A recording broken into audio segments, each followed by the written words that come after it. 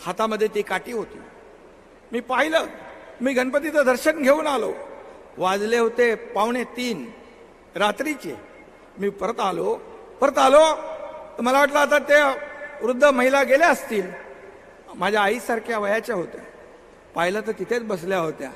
त्यांच्यावर एक दुसरी मुलगी होती. मी विचारलं, एवढा वेळ तुम्ही इथं जागत बसलात? त्या म्हणाल्या, मला मुख्यमंत्री एकनाथ शिंदेला बघायचं होतं. हे प्रेम आहे, ही आपुलकी आहे. हे पैसे देऊन विकत घेता येत नाही, हे पैसे देऊन मिळवता येत नाही. हे प्रेम कामातून, वागण्यातून आणि कार्यातूनच मिळत असतं. आणि म्हणून आज अनेक लोक सोबत येत आहे. अनेक पक्ष वाढवतोय, पक्ष पुढे जातोय. बाळासाहेबांचे विचार घेऊन आपण पुढे जातोय. बाळासाहेबांची भूमिका काय? मगाशी संजय उपाध्यायांनी सांगितलं, शिवसेनेचं हिंदुत्व सर्व व्यापक आहे. शिवसेना ही सर्वव्यापी आहे. आणि जेव्हा हिंदुत्व जेव्हा म्हणत होता, आता हिंदू हृदय सम्राट बाळासाहेब ठाकरे म्हणायला देखील तुमची जीभ का कचरते? आणि म्हणता आम्ही हिंदुत्व सोडलं नाही. मग 2019ला ज्या बाळासाहेबांनी सांगितलं होतं काँग्रेसला लांब ठेवा, काँग्रेस माझ्या पक्षाची काँग्रेस होईल तेव्हा माझं दुकान बंद करेल, त्याला तुम्ही जवळ नाही केलं. डोक्यावर घेतलं, खांद्यावर बसवलं, त्याच्या मांडीला मांडी लावून बसला. तेव्हा हिंदुत्व सोडलं. कुठे गेलं होतं हिंदुत्व? जेव्हा सावरकरांचा भर सभागृहामध्ये अपमान होत होता, तेव्हा कुठे तुमचं हिंदुत्व गेलं होतं? कुठे गेलं होतं? आणि म्हणून आम्ही ही का भूमिका घेतली? अनेक लोकांनी त्याच्यावर सांगितलं, अनेक वक्त्यांनी त्याच्यावर सांगितलं, आपले विचार प्रकट केले की शिवसेना वाचवण्यासाठी, शिवसेनेची काँग्रेस आणि शिवसैनिकांचं खच्चीकरण होत असताना शिवसेना धनुष्यबाण नामशेष होऊ नये म्हणून शिवसेना वाचवण्यासाठी आम्ही हे धाडस केलं. असं धाडस देशात नाही, जगामध्ये कधी पुन्हा मला वाटत नाही होईल. आणि माझ्या सोबत 50 आमदार खांद्याला खांदा लावून उभे राहिले. काही मंत्री होते, मंत्री पाय उतार झाले. पुढं काय होणार माहित नाही, खड्ड्यात जाणार का काही होणार काही माहित नाही.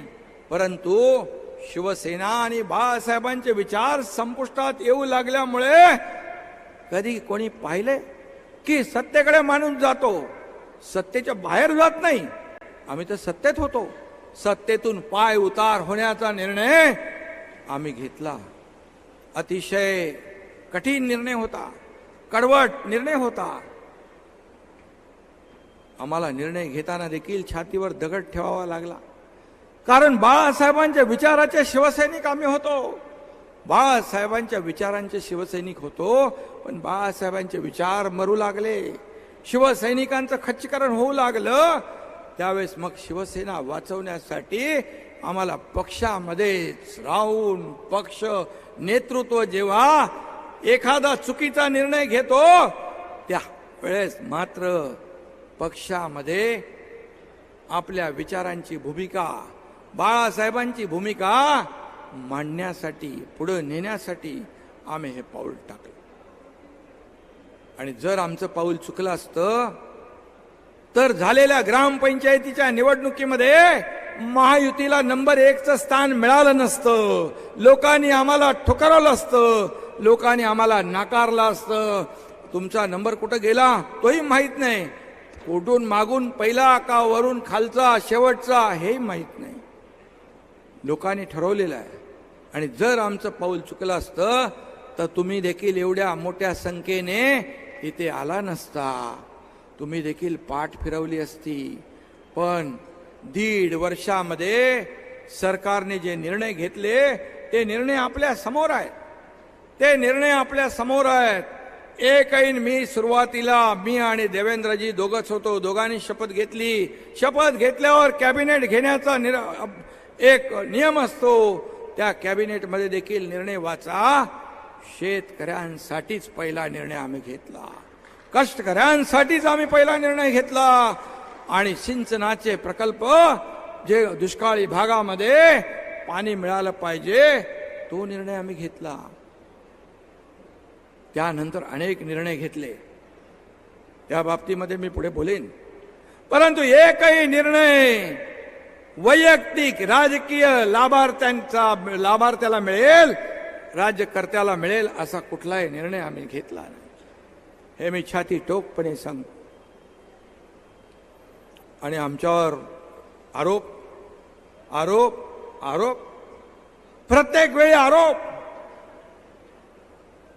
आरोप करण्याचा अधिकार तुम्हाला आहे.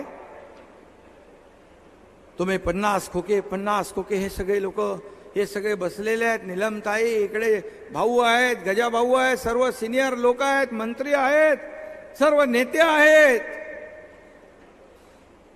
शिवसेना सोडून इतर पक्षातले लोक येत आहेत, इतर संघटना येते आहे, वारकरी येत आहेत, आध्यात्मिक लोक येत आहेत, सगळे लोक येत आहेत. काय येत आहेत मी त्यांची नावं घेत नाही, परंतु या समाजामध्ये ज्यांना लोक पायाला हात लावून नमस्कार करतात अशी अनेक व्यक्तिमत्व आहे. त्यांची मी नावं घेणार नाही, पण त्यांनी देखील